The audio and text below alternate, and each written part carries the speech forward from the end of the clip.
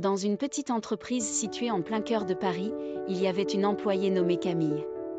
Elle était non seulement compétente, mais aussi d'une beauté époustouflante.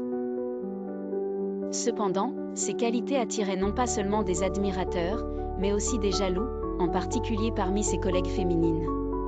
Ces dernières, sentant leur fragile estime de soi menacée par la présence de Camille, décidèrent de lui rendre la vie impossible.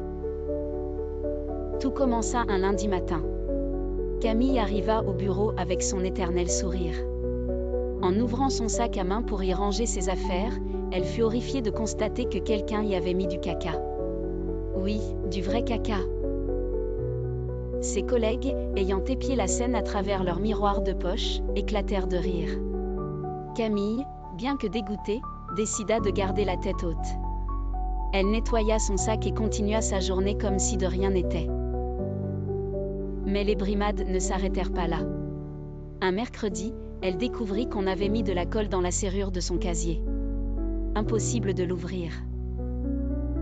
Obligée d'attendre l'arrivée du surveillant pour ouvrir le casier avec une pince Monseigneur, elle perdit une bonne heure de travail et devint la risée de l'open space. Les méchancetés étaient quotidiennes. Tantôt c'était son ordinateur qui refusait de s'allumer parce que quelqu'un l'avait débranché. Tantôt c'était son café qui avait un goût bizarre car quelqu'un y avait mis du sel. Rien n'était trop mesquin ou pervers pour ses collègues jalouses. Mais Camille, loin de se démonter, continua de travailler avec la même rigueur et le même sourire.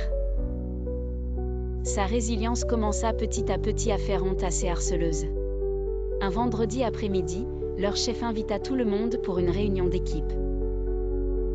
Elle annonça qu'une employée se distinguait par son excellence et son professionnalisme malgré un environnement de travail hostile. Camille reçut alors un bouquet de fleurs et une promotion bien méritée. C'était la meilleure revanche qu'elle pouvait espérer. Leurs visages rouges de honte, les harceleuses comprirent enfin que la vraie beauté résidait dans la force et la dignité intérieure. Peut-être que la prochaine fois, plutôt que de mettre du caca dans un sac, elles se contenteraient de travailler sur leur propre estime de soi.